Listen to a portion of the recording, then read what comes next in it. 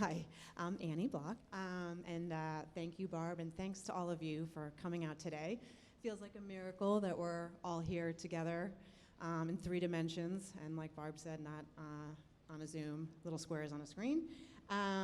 So there's lots to celebrate, and I'm very excited to be here with all of you. This year is the New York Design Center's 95th anniversary, which is just a testament to the power of design and the power of the physical showroom. Arteriors is no slouch either in the duration department. Next year, the company is celebrating its 35th anniversary. So a couple of little applause for them. So, and they've always been a leader in high quality luxury furniture, lighting, and decor, and for commercial and residential settings. And I think with the refresh that Barb just told us about, we can expect them to be around for many years to come. So, but the real reason we're all here right now today is for the Arteriors 2021 Guest Designer Collections. And it's by 2 exceptional firms. We have Kemble Interiors, led by Celery Kemble, and then Workshop APD, got Principal Matt Berman, and Design Director Andrew Klein. So 2 very different firms, 2 very different collections, yet both capture the ethos that is Arteriors, which is a balancing of art and interiors, architecture, fashion, and craft, all through an international lens.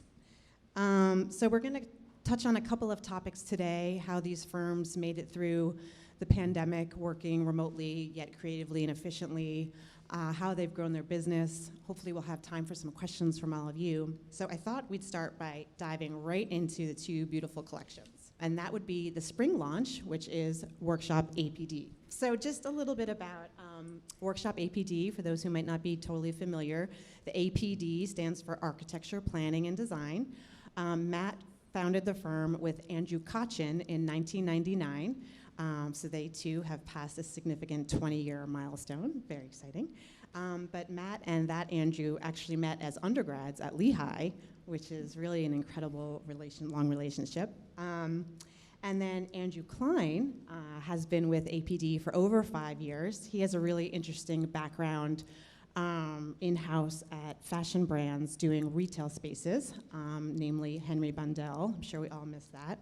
And then he went over to Yabel Pusherberg, and now he's the design director at Workshop APD, leading up the product design studio and a lot of the hospitality work. So that long and strong connection between these 3, or those 3, and everyone at the firm, and the trust that comes with that really comes through in APD's prolific multidisciplinary work, which ranges from private and multi-unit homes, restaurants and hotels all across the country and the Bahamas, and maybe Europe too? Not quite yet. We're getting there. A little bit. Yeah. A little bit. Toe in London. But yes. And the firm is also working on their first book with Rizzoli, due out next year. Also very exciting. And then product collections, been doing more and more in the past couple years. They've done rugs for Warp and Weft, hardware for S.A. Baxter, and then, of course, Arteriors. Woohoo! So this partnership is particularly exciting because it is Arteriors first with an architecture firm. It's also one of the largest collections Arteriors has ever produced. And it really captures APD's essence, which is something the firm calls crafted modern. They are very into materiality and process and simplicity of form, and that really comes through in these beautiful pieces. I'm going to stop talking finally. So Matt, why don't you tell us a little bit about how the collaboration with Arteriors came about and what appealed to you about working with them? First, I want to thank Arteriors and thank you, Annie. That was a phenomenal introduction. You did your homework. Frankly, I would prefer that you just keep talking. There's nothing else to say. She's covered it all. Like Annie said, we've always been interested in this idea of craft, right? And craft isn't really new, right? There are a lot of people talking about craft, and you see craft applied to everything, and craft cheese, and craft beer, and craft honey. So, craft is definitely of the moment, but craft for us really comes down to this idea of hand, right? And we always talk about the hand of a fabric, but when we talk about hand, we're talking about the hand of a material, any material. Sometimes it could be a beautiful piece of stone, right? And that's the hand of Mother Nature. or it's the hand that we bring to something. We're CNCing something or laser cutting something, or it's the way that a stone carver or a woodworker would bring hand to a particular material. So that's sort of imbued in our DNA, and I think maybe it's because we spend so much time now looking at screens, and certainly have over the past 18 months, but we're on our phones, we're on our iPads, we're on these devices, we're staring at screens. I kind of want to do this to all of you right now, like trying to zoom in. And so I think we do have this kind of disconnection with materiality, which I think for us brings us even closer to it. So we've always been interested in that, and I think that we've been interested in product for a long time. We've done a lot of bespoke products for our single-family clients, and then as we started to get more involved in the hospitality world and the commercial world, our involvement in product design grew. And we've used Arteriors now for quite a while on our single-family projects. And we just started to have a conversation with them about, does what we're interested in sort of, align with what you're interested in? And I think that, like you asked the question, how did it start? And like any good relationship, it starts with a good first date. We had a good first date where we really just started to talk about our passions, what it is that we're interested in, where our particular heart lies. And when we spoke to the Arteriors folks and learned more about their sort of vast fabrication connections and makers all over the world, the more there was kind of a curiosity about, can we explore that through your through your abilities to see what comes of it. And so one date led to another, and then we started sketching and yes, really, and you had mentioned that Arteriors had been looking for something a little less decorative, a little bit more reductive, like Correct. Through an architect's eye. Right. So I think they were looking for something. They had been talking about something, this word essential. And we sort of moved away from that because I think maybe that sounded too reductive. But it was the idea of things that were maybe a little bit less decorative, a little bit more streamlined, thought about through an architect's eye. And so we kind of brought that point of view to the table. Great. So what I love is that there's such a through line in Workshop APD's work, and it even carries through to the naming of the groupings in this collection, which there are 4, and they're literally cut, bend, glaze, roll. I mean, can you get any more succinct or straightforward than that? So by the way, this is one of the vignettes. This is Workshop APD's work, but you're also going to see it up here. Sorry. So Andrew, I'd love for you to tell us, how did you guys land on those 4 themes and those great words, and what does it mean when it comes to the products? Yeah, so whenever we're starting a project, whether it's architecture, interior design, or product, we really start to create a conceptual framework first, and that's to get all of us to align, because we're super collaborative. There's a lot of cooks in the kitchen. But also with Arteriors, we were working on like 80 different products at first. So it was really to create differentiation and allow us to sort of dream within those buckets, conceptual buckets. And so we pulled a ton of images, like, 500 images. Some of them were from our trip to Arteriors. Matt was talking about all of the production techniques and all of the crafts. So we took like all these little detailed photos of materiality and things like that. Some were from the internet. And we really started to notice these 4 themes that we were drawn to. And the first one was bend. Maybe I'll just flip through all 3 Sure. and 4, and then we'll come back. Yeah, so bend was about slumped glass or rippled glass, handmade glass. Then we moved into glaze, and that was really inspired by all of the beautiful things that you can do with ceramic glazes, and the hand that Matt was talking about that you can get out of that texture. In fact, my partner's wife is an artist, and he brought in some sort of cutoffs, some mistakes that sort of were misfires and things like that, and we sort of got inspired by just seeing what could happen when those kind of materials, came together. I love that a mistake turned into a product line. Isn't that's usually the best, right? Yeah, This is cut. You can't see it, but Yeah, so this is cut. And cut was really, we were drawn to this idea of cut crystal glassware that is more traditional, and how could we make that modern for a contemporary interior? was there a connection to the Waterford? Did you I guys had go been- to Ireland? Or you I had went? been with Matt my had husband, son, and my parents had gone to the Waterford factory on a trip on Southern Ireland, and there we got to actually cut glass. It was really So neat. cool. And we were horrible. Our what we made was terrible. You But didn't you make watch those these pieces. artisans, but you watch them do it, and you watch the precision they have, and you watch that it's actually done by, we just think these things must be computer generated, right? It just must get spit out. But it's not. You have people there on grinding wheels doing this work, and it's stunning. It's stunning. Yeah. And so it was thinking about how do you adapt that particular technique to something that could be more modern. Yeah, traditional made modern. Love it. And then roll. And the last one's roll. Roll probably has the least amount of the pieces that we designed that were produced.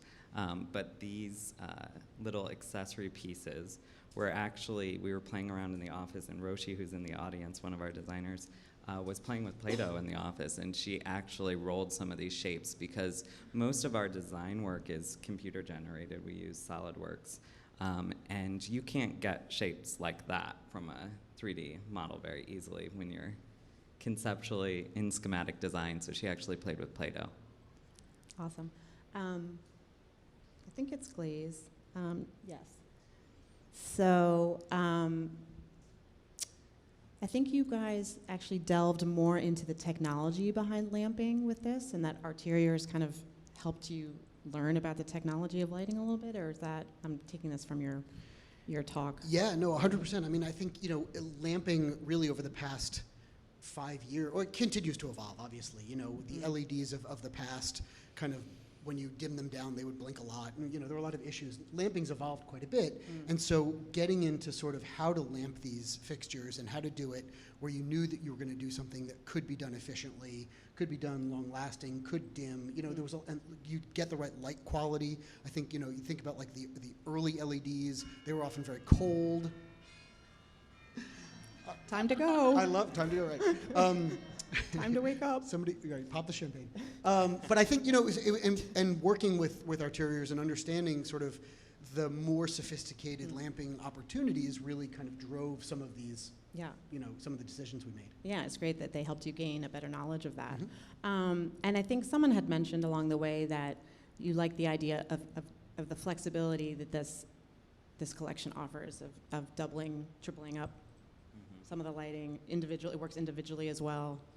I think one of the things we talked about a lot when we were designing this was where would it go? So we do a lot of residences as well as commercial work and hospitality work, and so we would think about, this piece would be beautiful in a powder room, but I could also see it marching down the corridor of a hotel.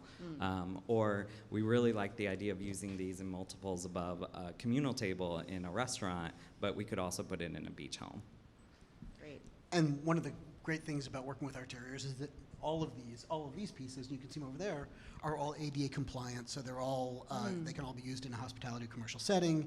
And in fact, now Arteriors has this great feature on their website where you can actually separate between residential use and commercial use, so you can see the things that are actually appropriate for the more commercial uses. And of course, these are, so. That's great. Sounds super user-friendly.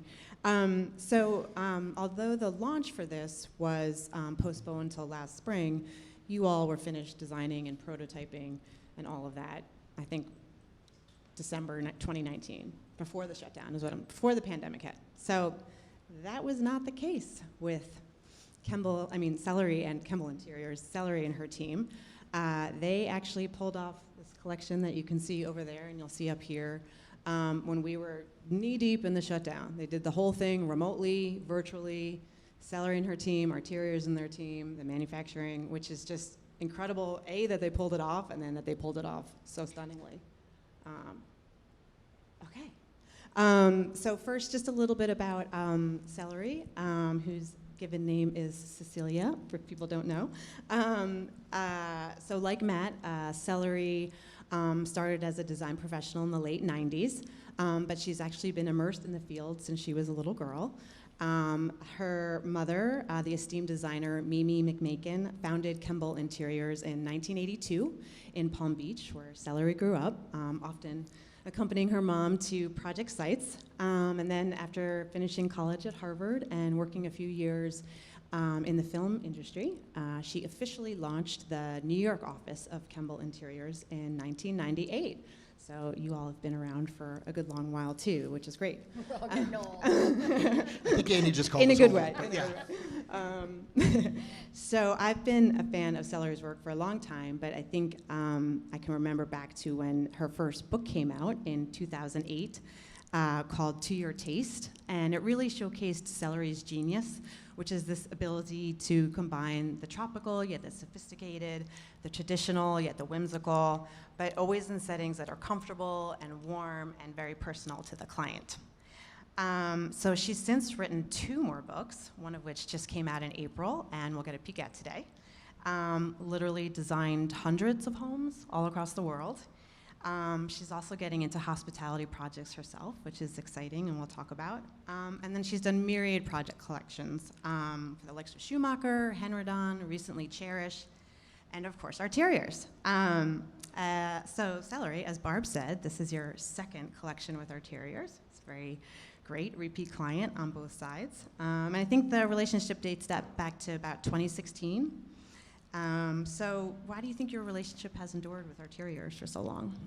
Well, I think that I've always shopped Arteriors, so before I got to see my name on any walls or catalogs, I was really appreciative of their ability to have statement pieces, and in my work, almost everything I shop for, it's a little bit the opposite, where you're talking as an architect about coherence and the control and reduction. I'm more about more is more, and always looking for pieces that stand on their own, but play well with others. So the only places you can shop are, to meet my aesthetics, in the vintage and antique market, or with extraordinary vendors who understand what makes a piece unique and worth, it becomes a showstopper. So anyway, my time with Arteriors started back in tequila days.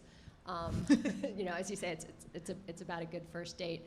It's about finding people who you connect with and who actually understands your intentions, even when you can't completely articulate them. Because I think that's where design is, where you're like, I have to draw it, and then you're like, the drawing, I don't have the word for it.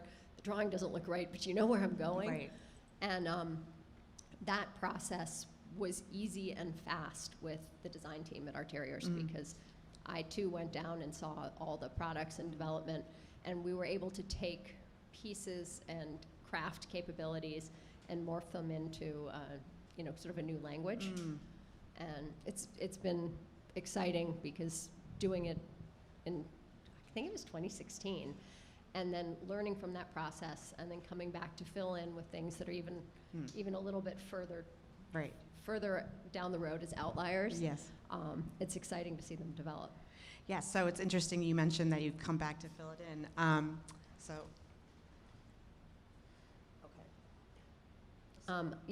This second collection has gone more into literal, natural pieces, curves, scallops, shells, corals. So this is the first collection, Yep. pieces from the first collection. If you'll notice, there's a rattan lamp there, which is also on the table over there.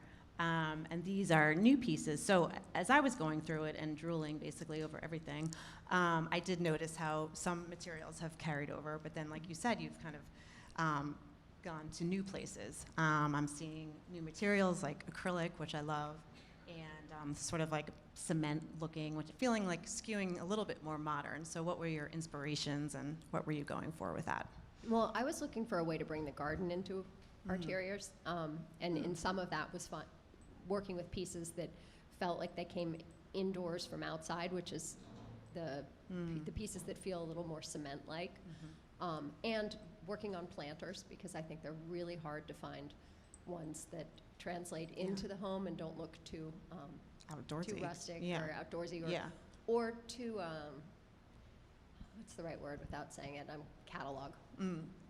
Because we've seen the same planter a million times, so it's just nice to have things that feel like they might be vintage or antique or unique. And also with this collection, we worked really hard to make products that had irregularities. I love a fingerprint, asymmetry, that the dots look like somebody wasn't actually perfect at getting them in a line, because to me, that's where richness and patina The corks, yeah. it gets caught, and Yeah. you can see it. So all of my pieces also have a wonkiness, which we took. Right, but that gives it But that it comes from vintage nature, feel. too. Yeah. Mm-hmm. Right, and nature isn't perfect. It's organic. Yeah. So I've been saying this, but I love the corset coffee table so much because I don't know about all of you, but my apartment is sort of cozy and charming. So when you have acrylic, it just sort of disappears, and then just to pair it with rattan just brings it to this whole other level of awesomeness. Why do you think rattan is just a material that stays in something we've loved for so long? I mean, personally, I think it's just stuck in my DNA because I grew up in Florida. But because it's light and it's flexible, and I do think we've been taught to see it as a really lighthearted decorative accent that can carry elegance. And I love also the variety in it. Back to this idea of wonky, you don't ever get rattan that's all one color. So my eye doesn't get tired of it. It sees the variegation and the variety. So I think it has a little depth to it. Right, a little rhythm.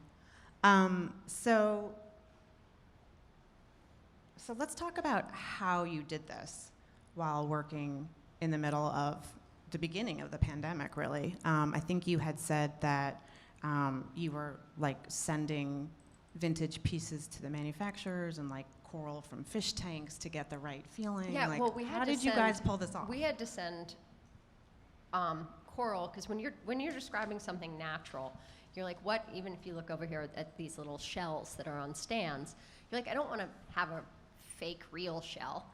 I want something that captures the essence of shelliness, but is in itself tidier and more of a gesture to a shell.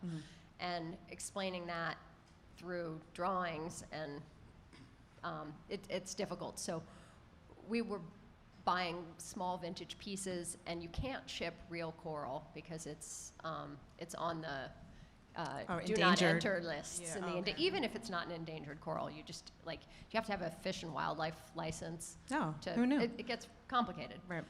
So we found all these different aquarium supply stores, and I had to I buy love that. tons That's of, so I mean, from ghastly plastic corals to ones that you're like, this is so beautiful. And So we were shipping fascinating. aquarium corals to be like, now we want this, but fatter, and we want all the little, they're called denticles, when you're talking about like sort of the pimples and the bumps. So it was a crazy Yeah. way to illustrate it. Right. So, but that's so resourceful, because what were you going to do? So that was the way to.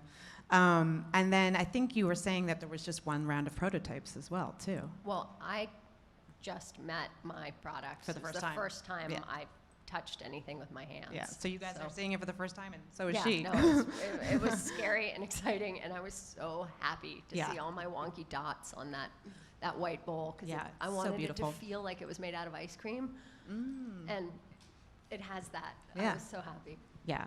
You have to get close to these things, and the little bumps on the shell Yeah. over there, Yeah. they're so dry. Yeah, you It's definitely like the wanna perfect touch it. bisque. Yeah, I've waited a while to touch them. Awesome. So, Matt and Andrew, let's talk a little bit about your pandemic times. You did some sort of old school yet innovative things to get the creativity flowing. So, why don't you tell everybody about what's on the left side of the screen? Sure. So first, I love the way that Celery is describing her work, because it's how designers think, right? It's a coraliness and denticles, and I want it to be shell-like but not too shelly. And that's for You sound like such an idiot. when but you we all try- totally yeah, understand you're each like, other, right? I I'm like, can't- I get it. Like, I know where she's going with this. And I think that during the pandemic, when we were all separated from each other, separated from the office, separated from our culture, we did sort of look for ways to reconnect. We sort of felt like it wasn't so much about productivity. Everybody's working very hard, and we sort of were all aligned, and everybody was talking, but we were realizing that we were missing that connective glue that is workshop, that is sort of the culture that we have and that we've had over a long time. And it's a cool culture, right? We've done I think a pretty good job of keeping kind of a a quality about the office that we like. So we sent everybody. We ended up doing this Lego challenge that was kind of early COVID, and So cool. we sent everybody the big ass box of Legos. I think that's what it's actually called. If you Google it, it's like big ass box of Legos. And For 3-year-olds, it's called for the Big 3-year-olds, Ass yeah. Box of And we did a Lego challenge, and everybody had, I think it was a week to come up with something, and then we did a big Zoom or Teams thing where everybody was on, and you can see, I mean, people came up with some brilliant things. These are just two of the, I think, I don't know, 40 or 50 different entries we had, and people really did some brilliant things, and it was just a way of us making again, right? You're on the computer a lot and stuff like that, and everything is done at a distance and through Zoom, but this was about sort of really kind of thinking in a different medium and kind of having fun with something. So it was really just about kind of stepping out of the world that we were in, which wasn't so fun at the time, and engaging, letting your mind free itself up a little bit and having some fun. Yeah. So we had a really good time with that. I'm pretty sure we shipped cocktails too. We did. Oh, you're Yeah. right. So Yeah, we did. it was a happy That hour, always and we lubricates had a the mind. jury. Yeah. Yeah. We had judges. Yep. And everybody had 30 seconds to present their concept or something like that. And Right. it was like the best 2 hours in that early, sad pandemic time. Do either of you have aspects of things that you did during the shutdown that you'll continue going forward now that we're- Drinking. Yeah, I mean, of course that. But in, Not wearing a blazer in terms of working. ever again. Yeah, yeah. I personally like Yeah. a blazer. I forgot how to walk in high heels. I sort of missed If my you'll blazer. see me, I'm like, And like not sweatpants.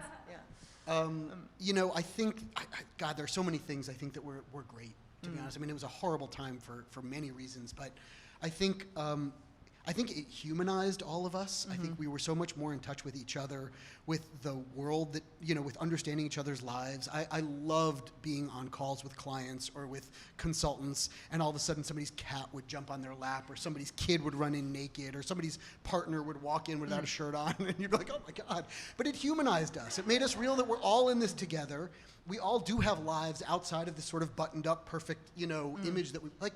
And there was a realness to it, and it was a realness that I think we all understood, right? We were all kind of in it together. And I think as designers, certainly in the many sort of collegial groups that I'm in, we all came together, and we all came together in ways that I don't think we would have in the past. Yeah. I would talk to colleagues who are competitors about how are they dealing with the PPP money? What are they doing about their employees? Are they laying people off? When are they pulling the trigger? How's work? Like, we would have these very open and honest conversations about things that we might have held closer to our chest in the past. And it was comforting. Yeah. It was really heartwarming. And now I sort of feel like I can be vulnerable with my colleagues, and I can tell them what's going on and look for advice in a way that is more honest. Yep, that's great. So let's talk a little bit about Matt. You had said that your firm has actually grown over this time. You're over 70 people now, I think, up to 6 studios. Andrew, can you speak about, since you're kind of leading the charge in product design and hospitality, how are you staying a careful guardian of the APD brand across all the different verticals? That's interesting. What brought me to Workshop, and what I think is one of Workshop's biggest strengths, is the diversity in the projects. Lots of different project types, also very unique solutions for each project. I don't think when you look at our portfolio, it's one sort of look everywhere, but it's definitely got threads that pull it together. There's a modernism and there's an attention to the space in between, or the connection of materials. And so for us, I think it's always been about that first project presentation where we're pulling together a really tight concept for that project. And that's become even more important as we bring new people into the fold, because it becomes a lens that the whole team looks at from beginning to end, from architecture through interiors to product. And it keeps us in check on that project. It really makes us, when we have a new idea, you throw it up against that conceptual framework, that lens that you've created, and if it works, you go with it. If it doesn't, you collaborate and come up with something else. Do you want to tell us a little bit about, so Workshop APD is launching their own private label line. Yeah, so we're calling it the Signature Collection, Okay. and I think the simplest way to think about it is it's stuff that we love. It's things that we love. It has come out of what Matt and I kind of call the lab, like all of the bespoke pieces that we've done for other projects. And we've selected some pieces that we're putting into production, not only for our own projects, but also for the design community to be able to purchase from our website and hopefully distributed someday too. And I think it is, again, just about we're tinkerers at all scales, and it's about us being able to bring that level of quality and detail and design into the smallest scale of our projects, into the furniture portions. And it's been a lot of fun. It was challenging to do during a pandemic as well. But And yeah. it's officially launching now-ish? Yes, there are pieces that are available now on our website. You Okay. can inquire about it. But we're also still waiting to see some prototypes that have been delayed because of Right. the pandemic. Right. And we want to keep adding to it too. So we're going to add some new stuff this year. Exciting. So Celery, we talked about branding too. You had mentioned that working with different brands are gateways to different manufacturing capabilities. Do you want to expand on that a little bit? Like having a new person at the dinner table at a dinner party? Well, it's been a really exciting part of being an interior designer to learn how things are made, and just even each company in some ways represents a region of manufacturing. And through my furniture line, for instance, a lot of my product was made in the Philippines. And it's interesting to learn that there's certain shell work and marquetry and crafts that really still are, it's an art that's regionally specific and also always in danger of being lost because there aren't enough people to pass down, the knowledge. And it's the same with rugs. And it's very, we think of how global the world is because everybody can ship, or used to be able to ship things from point A to point B. But you don't make things in this global setting. It's still super regional. Food is moved out of every country, and you can have great Italian food, everywhere. Right. But you can't get the Italian crafts everywhere, and you can't get the bamboo and caning that they do in Vietnam, or it's amazing. So I've learned through all these different vendors who makes the most beautiful voile and how block prints are made. But it's amazing that they're not more global. Right. And it's made me respect through the vintage market what has held up through centuries as original specimens, and through the antiques. So you realize it's a connection to the past and kind of the humanity of the art of making things. I don't know, that's sort of a circuitous answer. But No, that's great. I just read yesterday how RH is going to be launching a whole vintage collection, or vintage store, I think. So vintage is becoming more and more something we want, which is interesting that there's that shift is going on. So, but we also talked about branding in the form of your latest book, Island Whimsy, which is all about Celery's, I guess, first hospitality project, would you call it? yeah, Okay. sort of. Which is called Playa Grande Beach Club in the Dominican Republic, which is just looks like the most beautiful escape to. But you were saying to me that the book was sort of a branding portfolio of sorts. Well, we made up a language in creating this series. There are 9 little houses and a club with a bar and a library, all on the beach. And we made up this language of sort of garden folly meets Victorian architecture meets French, French Indies. And the only way to explain it and show it to people, either they have to go visit, which I hope everybody does, Let's or go.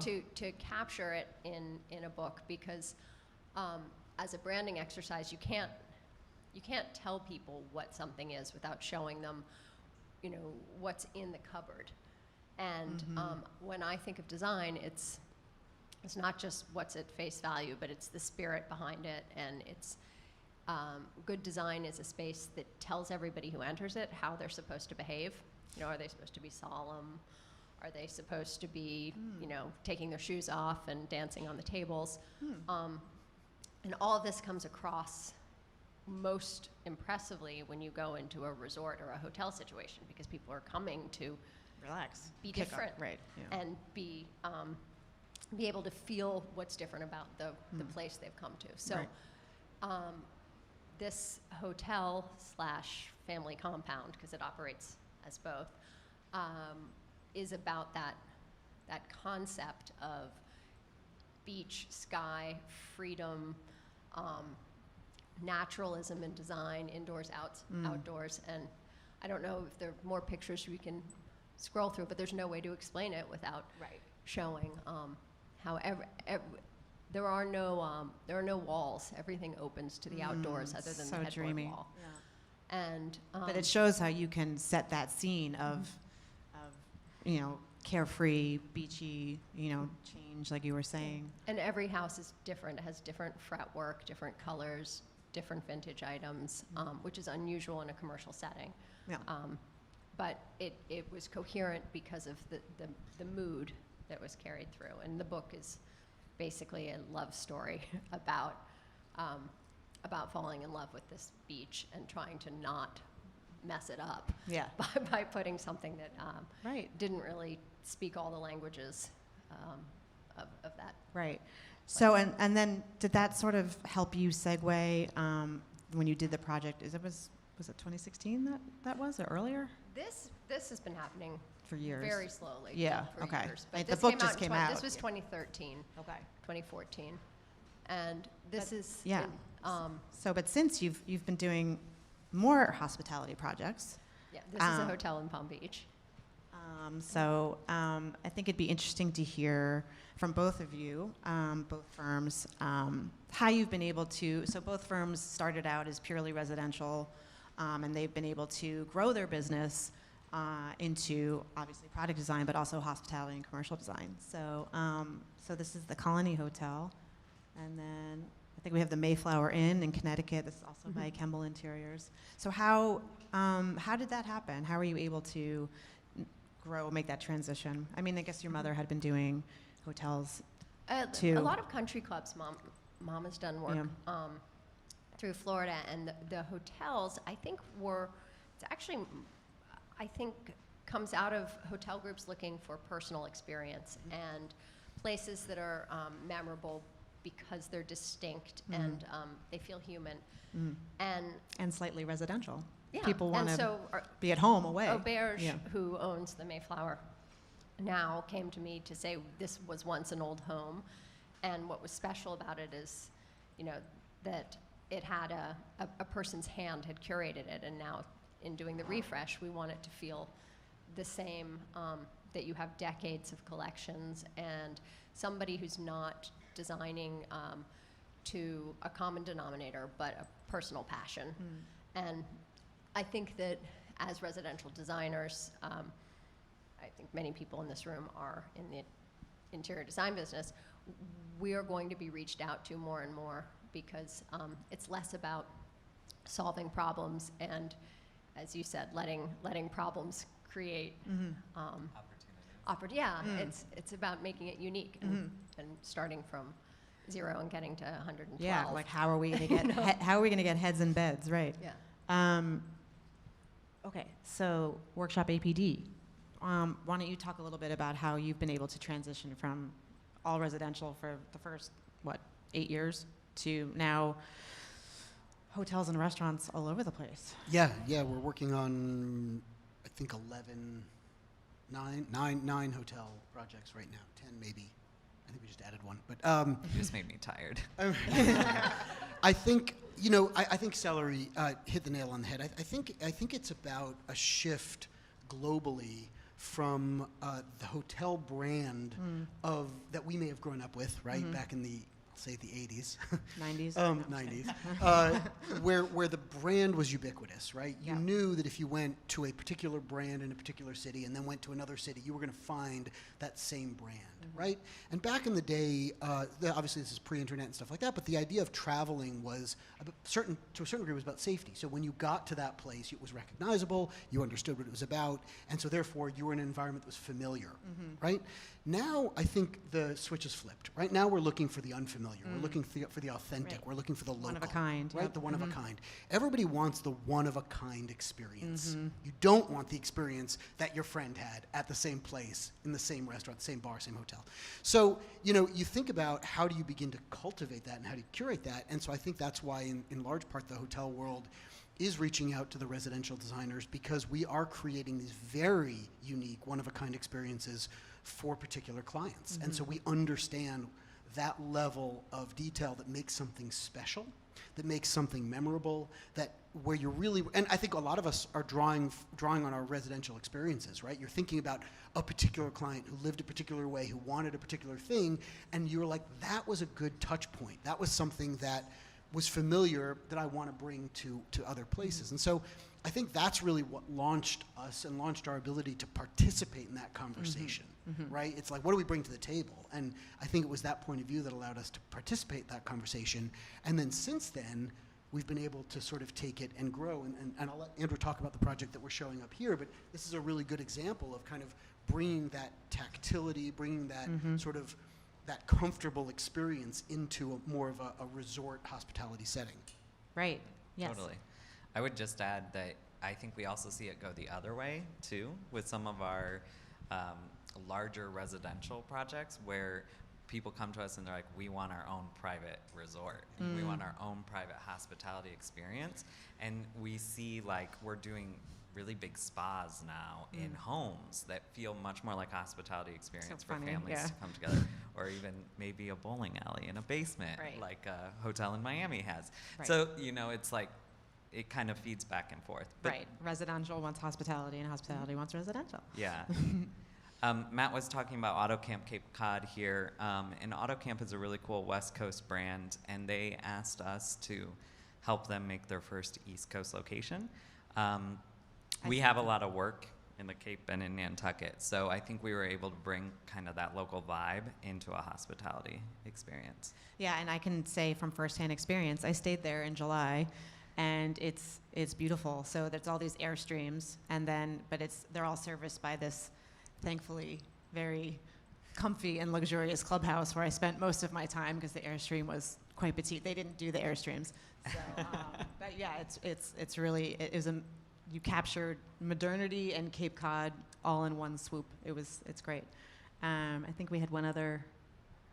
I don't know if you want to speak to this at all. Yeah, so this is just an example of us using Arteriors product in our hospitality project. So this is a new restaurant we're working on in Nantucket, and we're actually putting the glazed sconces in here. So I think that's part of the reason why we included it here. Yeah. Great. So just another question for all three of you. Is there a brand, hopefully outside of the home category, that you dream of collaborating with? I know you had mentioned. Well, I want to make fans. Yeah. Anybody make I ceiling can't fans find here? good ceiling fans anywhere. And you said big ass Lego box. It's like there's the big ass fan company. I need little fans that are pretty and. Yeah. So maybe Arteriors wants to start a fan line, ceiling fan line. And then Andrew, I think you. I definitely want to collaborate with Camper and make shoes, Yeah. or Jeep. I would really like. There's too much plastic in automobiles. I would like A to Jeep, design yeah. a That Jeep would be cool. that's more Yeah. tactile. Yeah. Awesome. Okay, so we're pretty much done on our end. Does anyone have any questions? Really? Got three genius minds here. Jonah, I know you have a question. Where are you most excited to travel once you can do that again? Good question.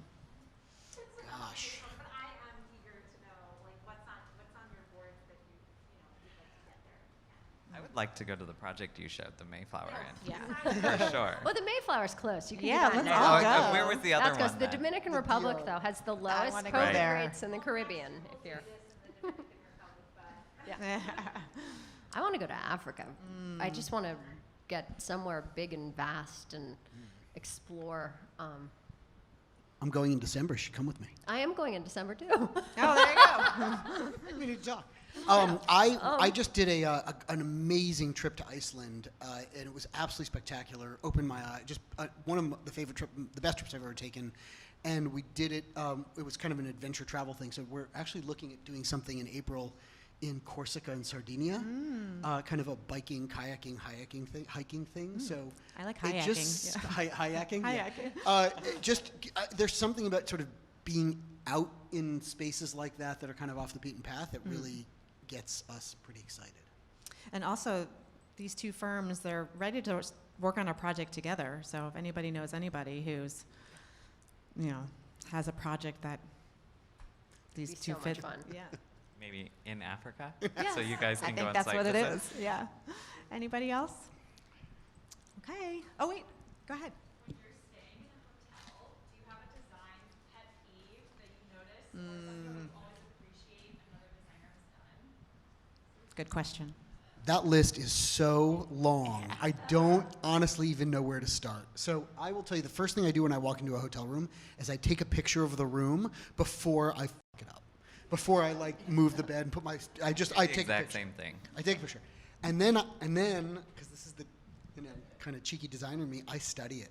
Yeah. I study it. I sit in bed and I zoom in and out and I look at are there receptacles on either side of the bed? How is the OS&E set up? Was it I easy measure for me to height. get to? I know you told me you do that. He I goes measure with a heights tape all the measure. time. I'm like, oh, it's funny. The shower head is really low in this hotel. That's interesting. Yeah. Sorry. We're really fun. You should go on vacation with us. Oh, my husband hates it. My husband's Yeah. like, are you seriously? Yeah. Yeah, I'm always most bothered by bedding that I know they're not washing. So that's my first The thing, coverlet? is you're kind of like, that one, no. But I love about hotels how the ones that do their lighting well, so you can, your little room can be a whole universe, and they do such a good job. So I often I'm like, oh, those little lights, they can be hidden this way and they can be controlled well. I'm always looking for the lighting solutions. And I always think there need to be more hooks, but That's true. Maybe you wouldn't mess your room up so much. yeah, and not these little big. Give me a big hook, 4 of them. I also think all hotels fail on door closures. I think the world of hotels need to sit in there and record what it sounds like as doors are slammed Oh and my open and gosh, closed. so I think true. there's a failing in the industry. Such a where they good have to work point. on the Yeah, I mean, the it has hinges or the catch. Right. The hinges always be eat. That's why. Okay, everybody. So if no more questions, we're all done. Thank you so much for coming. And